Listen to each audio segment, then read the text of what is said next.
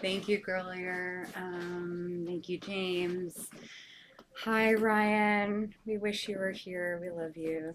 Um, I'm going to be reading. I think it's really gross to be reading off my cell phone. I'm sorry for this, but this is the technology that we're dealing with right now.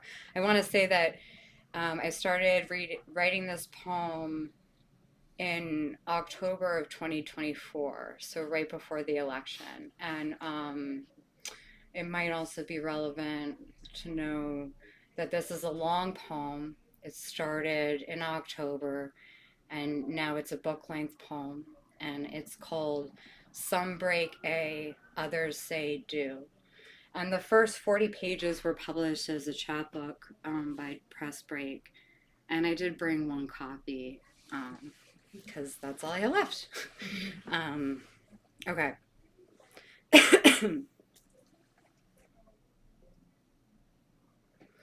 Winds blow later in an October in Ashfield.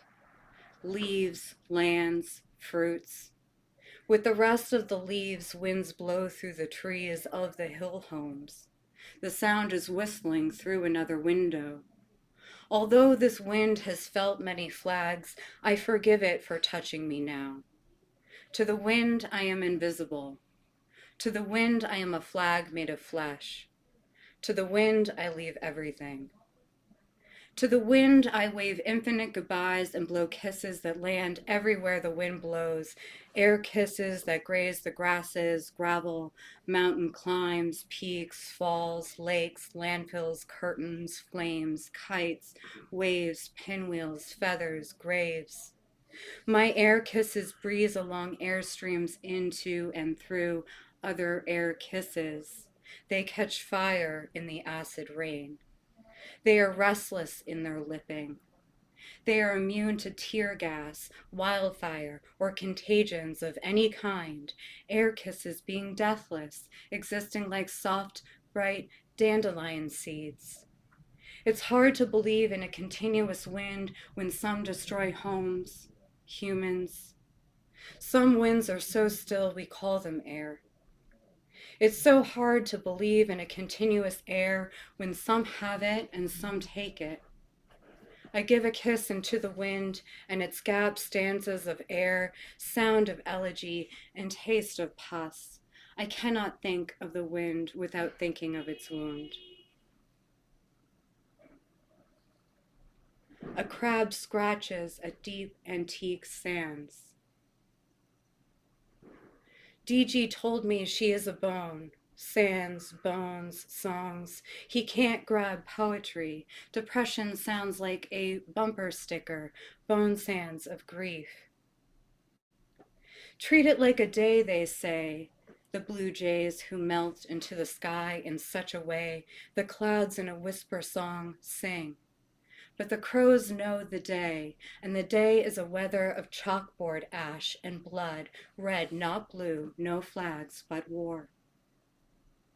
Ladder list, eye bright, bittersweet, blue bottle, wood sorrel, winter rocket, winter cress, rattlegrass, wind marjoram, sassafras, tamarisk, fennel, honeysuckle, jasmine, country, city, shades of green. There were times I watched whole gardens burn in the daylight.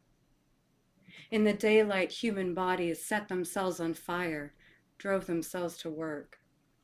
Took notes for a future chap title, How to Take Care Between Poems. Opharius, Judy's word, she made it up for the times we're in. Can't help but heard time grain.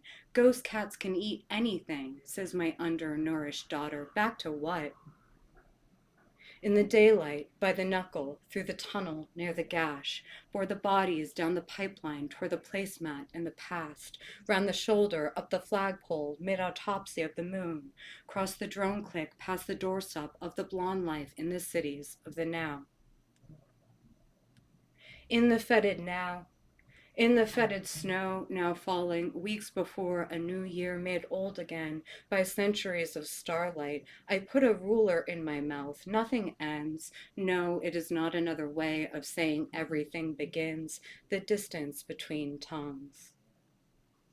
Poet bumper sticker reads, Books open and close. The sun contains all possible aesthetics. The sun's light tags the white eve of this room, particle and wave. It's as if the light observes in me its interbeing, a touching sight that knuckles the peripheries of future's clear ceiling and opens outward into untouchable fingers of pyrite, which extend through window glass into the air that bites them. Now it's hard to recall that light signature as today's wet fog settles in moss branches around my reading body, my lesbian novel, touching the banners of my being, reaching swift into that gut punch of the word, and my self-punch buckles. I confess I bled and bleed, and in the sky, by branches, a star. In the sky, the death and the living, the moon's smile overhead. I fed, I died, I cried my heart out. I starved, I ate, I bled, only comparatively. Text from a friend read, grateful, which I liked a lot. When typed into capital word, it creates a red squiggle, a correction not the color of blood, more like a tomato. Binge watch TV till my eyeballs bled with tear-shaped sadness. Friendship is saving my life today, and thanks. Just put this symbol, it's a colon and a backslash, into Google.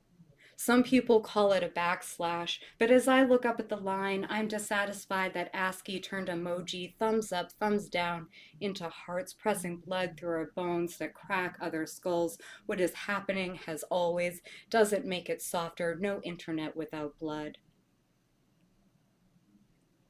Buried here at the Purple House, no plow, and fights on the internet. Brain bleeds happen slowly. Indoors, I throw myself around like Shelley Duvall, thinking about Earth, world, home, planet, spheres, spirals, dotty, obs, slaps of sunlight obs. So not thinking of my uterus. My daughter steps, plays with model magic, makes a mushroom, knows almost nothing about her uterus and its umbilical. Typoed, and the capital words red squiggle suggestion was unbiblical, a feature of AI. Court of government, I'm not thinking about my uterus, I'm thinking about the blood. I'm thinking about the blood today, and so quick the coup, and reliving the pelvis cracking, short side like a wishbone under power, over grasses still, and the tribillionaires are dressing for the parties again. Human beings are being starved. Everyone who gives a fuck is hurting. Are you hurting? I can hear you. I can hear you. You can hear me.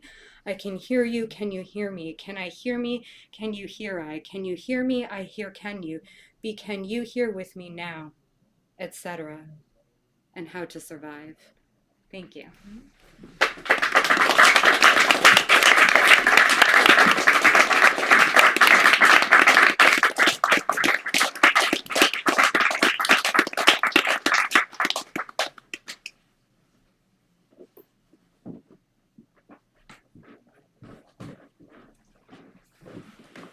Thanks, excuse me.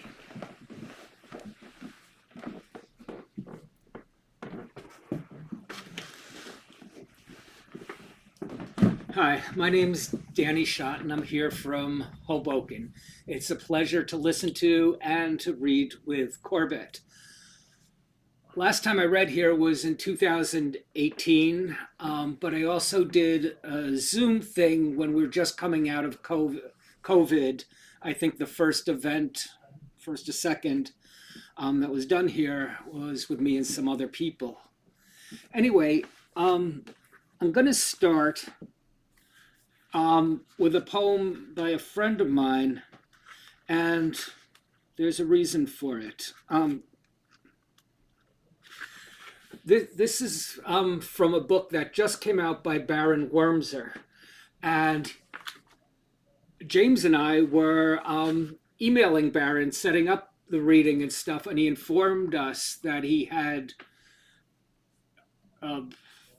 brain cancer, and he passed away a month later.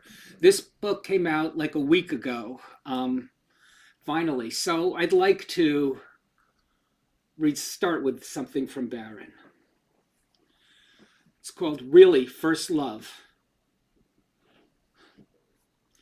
I know it's going to end, not from the start, but near the start, when I'm by myself in my room and know that's who I am, by myself, but I don't know what end is.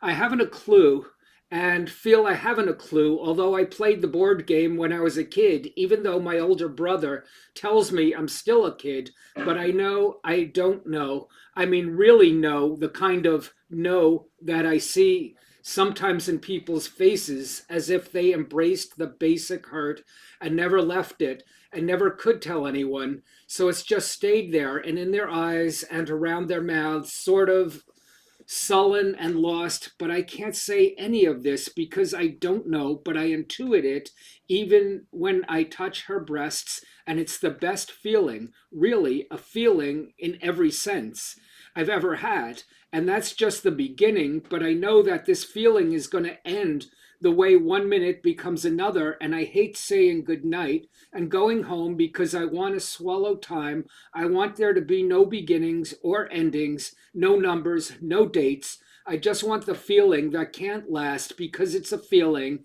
And even when I wake up the next morning and start singing some rock and roll, I know I've had it. I found and lost my soul. Baron Wormser. Okay. This is my new book. Came out a couple of months ago. It's called The Jersey Slide. Do you know what the Jersey Slide is? Have you ever heard that phrase? It's a New Jersey thing, but I bet it might be a Massachusetts thing too. It's, you're driving on like the turnpike and you're going down the shore and you're in the middle lane. There's 4 lanes. You're in, I don't know, the second lane. You're doing, 70, 75, keeping up with the traffic. And some asshole on the left cuts across all 4 lanes to get out on the exit, and everyone's giving them the finger and stuff. That's called the Jersey Slide when you're driving, just going across. So consider yourself informed. And the poems in this book, and I like them. This isn't a qualification, but were written between 2018 and 2024. And that means I've read these poems, different readings and stuff all that time. I'm not going to say I'm sick of them, but I've read them a lot. And the other thing is the world really changed in the past year in a bad way. And so this feels, these poems feel almost decadent or luxurious, my concerns. So I'm going to read 2 or 3 from here, and then I'm going to read a couple other poems that are more recent.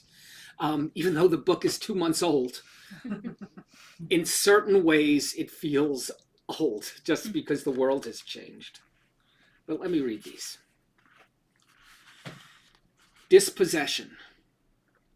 The family never speaks of Lena, but here she is, my aunt from my father's side, in the snack aisle at Acme, that used to be AMP, that used to be Foodtown, that used to be Pathmark, that used to be ShopRite, down the block from us in Hoboken, New Jersey.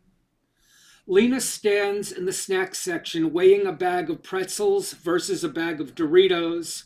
What foodstuffs in this new land of wonder? I follow her to the canned goods, Progressive soups, Chunky soups, Campbell's soups, Well Yes soups, the flavors, the variety, all unkosher, all available, all on sale, buy 3, get 5 free. What sense does that make? Jesus stands in front of the liquor section, silent, newly dead.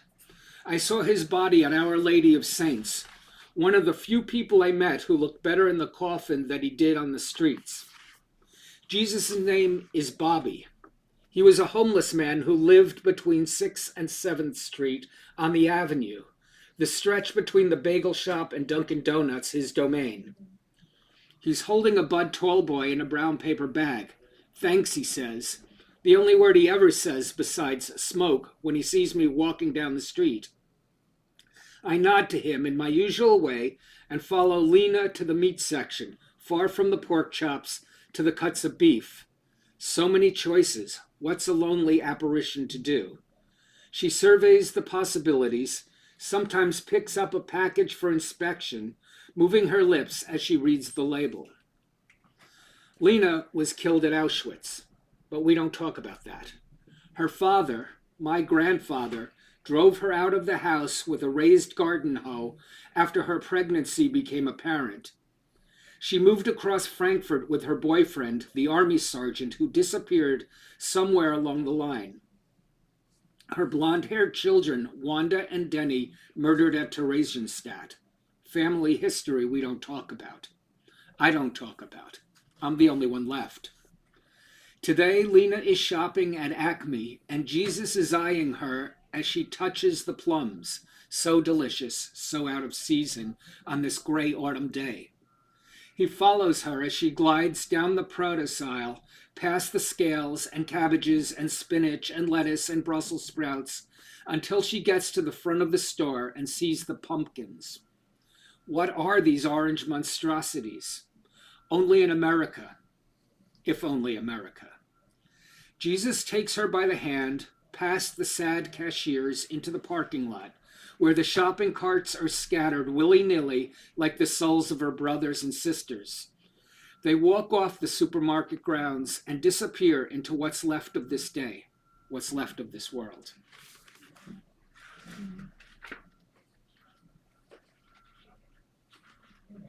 Let's see.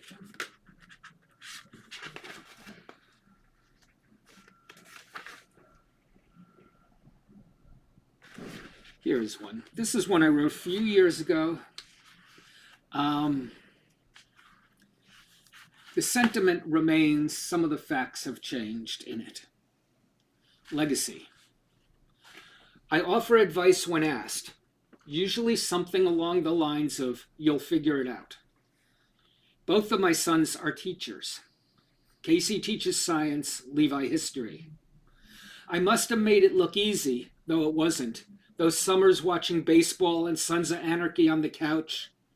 When they were in grade school, teachers used to ask, how do you do it? As if we had some magical parenting wisdom, when in fact we had two well-behaved boys who were simply born that way. Each boy, though I should call them men, has a partner named Megan, whom I adore. Each Megan with a family not ours that my boys navigate with aplomb. Hopefully, it's not fear of embarrassment. Though I wonder why we don't hang out more. Hopefully, it's not fear of embarrassment. The Megans, who'd have ever predicted? I enjoy spending time with my sons, which I guess keeps me young, making me feel old.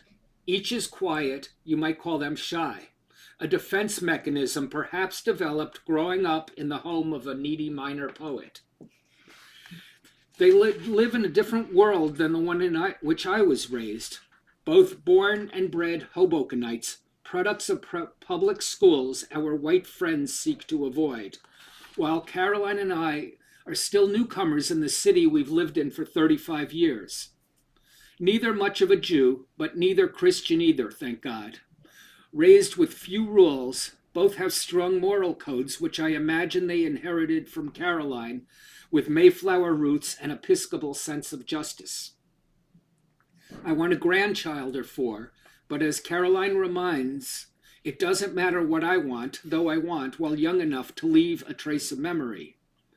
I worry about future life for my sons and their families, unlike my parents who could never escape their past.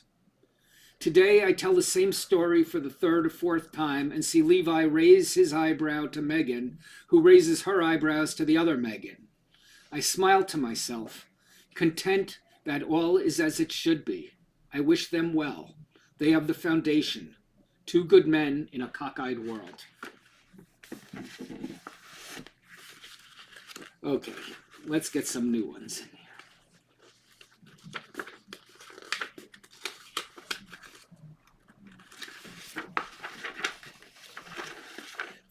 This one I wrote.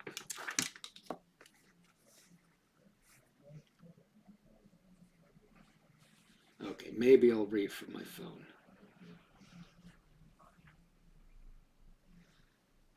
Let me ask you, which is better, the page or phone? I don't know. I read in San Francisco recently, and read from my phone, and people were like, "Oh, he's so pretentious! I can't believe it." And then I read from the page, and I heard someone mutter, "Oh, that's what old people do." Yeah, which way should I go? I don't know. I can't figure it out ever. I think whatever you want. I don't know what I want. That's why I'm asking you. Maybe we'll do both. This I wrote, I think, in October, but I think it's really relevant now, the past few weeks. It's called Unseen Men in Unseen Vans. In the heatwave streets of domestic war zones, where bodegas hum and children skip rope between potholes and broken English dreams, they came, unmarked like a reprise of a 20th century nightmare scene. Masks, protective vests, guns drawn, ice badges stitched into plain clothes. Not even the judges recognize the law they claim to be. They don't knock. They don't speak the language. They gesture with gloved hands, signaling you and you and you, like choosing meat at a butcher shop. A woman screams in Spanish. A child clutches a Spider-Man backpack as if it will make her invisible. Ask yourself, who profits? These men, these shadows of a state that denies its own shadow. They do not act alone. Who will obey El Jefe's orders to arrest Chicago's mayor or the governor of Illinois? Most likely some asshole from Texas sent north in uniform to invade another state. How broken must a man be to turn on his fellow men and women, and how did he ever sink to that level of cold desperation? The silence of the block isn't born of nature. It is the fear-fed daughter of compliance. Truth wears no uniform, though lies love a badge. The van turns the corner, another block, another body, taken without a headline. The neighbors shut their doors, then their mouths, then their hearts. A hushed child drops a ball, which bounces defiantly in the middle of the street. Even in a police state, the beat doesn't break. Let that bouncing ball be our anthem. Let our defiance be the next thing they fail to pick up as they make their bleak morning rounds.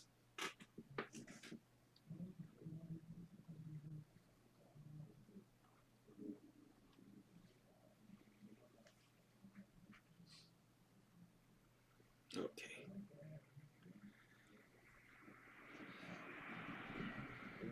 Catching your breath in a burning house. My politics can be summed up in two words: anti-fascist, or Antifa if you insist on one. We're not supposed to talk politics at the high school reunion. Fine, we'll skip the reunion. We'll meet where we can laugh in another town, perhaps another time.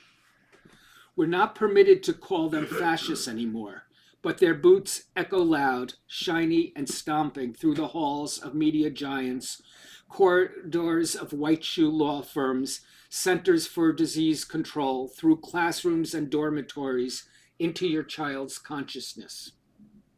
You ask, what does courage look like? It's not a cape or a championship belt. It's definitely not a gun. Maybe a weary janitor refusing to mop up blood that wasn't an accident. It could be a talk show host unwilling to be silenced. Sometimes it's a librarian who leaves banned books where kids can find them. We've seen this movie before in Berlin, Moscow, Imperial Japan, Charlottesville, Kabul, Jerusalem. Fascism and violence march lockstep, hand in hand. Call it genocide if you dare. The subways still run. Gas is cheap. The Marvel universe remains intact. Tech stocks soar to Olympian heights. Amazon Prime delivers next day. Planet Fitness, always a deal. Supermarket shelves remain full with inflated coffee, bread, and meat. No one is innocent who chooses not to see. Teachers try to teach history or silence in whispered syllables like contraband jazz.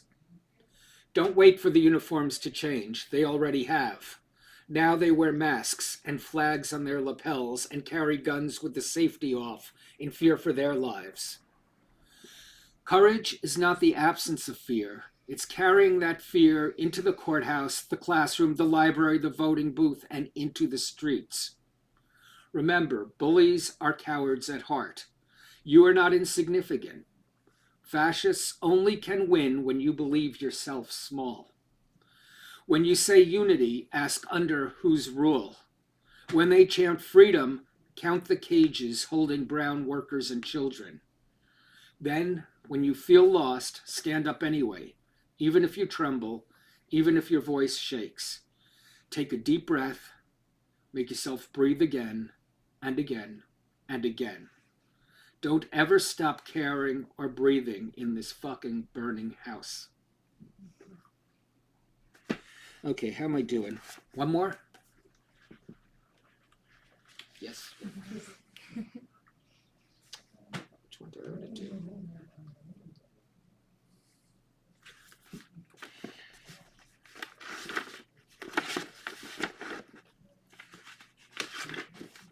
This is a new one. I wrote it a week or two ago. And I'll read it off the page.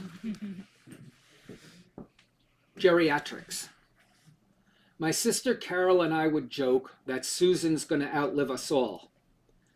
Carol's been gone for 5 years. Susie's still kicking and screaming, quite literally. I visit her group home upstate, a 2.5-hour drive, measured in exits, weather, and the need to pee about 4 times a year. The trees change, she does not. For Christmas, I bought the workers gift certificates from Sephora and the residents cookies from the Cake Boss, which is by me in Hoboken. Expensive, but the least I can do for those who put up with her on a daily basis. The choreography of patience, the armor of routine and grit. Lately, she's been hitting the newest resident, a middle-aged woman, more coherent than Susie, who talks a lot, as if words themselves were an encroachment on Susie's peace of mind. Today, after I fed her rainbow cookies, Twinkies, and American cheese, salt, sugar, dairy, the colors of comfort, we went for a walk. Usually a 100-yard saunter that involves coaxing and prodding on my part, language bent into pleas. Susie was more talkative than usual, miraculously expanding her about 30-word vocabulary exponentially, in sing-song rhythm like a window thrown open on a cold winter's day without warning.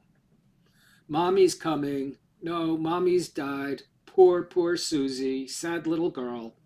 Daddy's here. Daddy's gone away, buried away. Car ride, Dumont, here we come. Your brother's got a bloody mouth. Susie's happy. Danny boy's got a monkey on his shoulder. Angry bloody monkey. Out the window, down the stairs. Little Bronx apartment. It's a beautiful morning. Someone's got to go. Poor, poor Susie. Naughty little girl. The air holds all of it without comment. The sorrow, the weather, the half-remembered geography of love. I walk beside her, guarding against falls, listening as if this were prayer. The broken sentences, the stubborn joy, the feral anger, the long life, continuing anyway, whether I'm here or not. Thank you.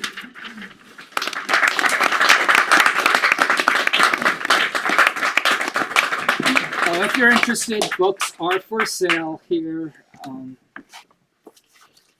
I think they're good. Thank you.